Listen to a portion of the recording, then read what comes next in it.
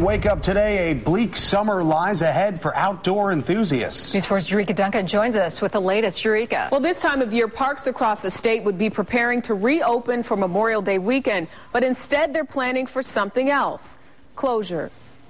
Bikers, runners, and boaters who've grown used to the beauty of Long Point State Park in Bemis Point will have to find somewhere else to go. Starting this morning, dozens of parks and historic sites will close. You know, there's a lot of wasted spending in this state, and it's a shame that they're going to jeopardize all these families in this area or from extended areas to come and enjoy this beautiful part of nature. New York State's budget crisis is the reason behind the shutdown. The legislature voted to restore more than $11 million in park funding, but as it stands, there is no agreement on a budget that is now more than 6 weeks late. Leslie Mangano believes there is a way to keep many of the state parks open without the state's financial backing.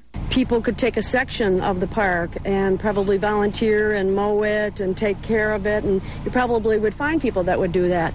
That's already happened, according to park goers at Joseph Davis State Park in Lewiston. Michael Oliver spent what could be his last weekend for a while at one of his favorite places to hang out. It's terrible, and it's just unfortunate that the state politicians just couldn't work things out or their differences in order to keep the park open. So what can you expect to see if you head to the 41 state parks and 14 historic sites that are now closed? There'll be barricades at the entrance to those parks that will prohibit cars from going in. Some barricades from the winter were never removed in anticipation of the closures. Protesters at Woodlawn Park in Hamburg and Knox Park in East Aurora have been at the forefront in the fight to keep these places open. For now, Knox Park will remain open, but Woodlawn will not.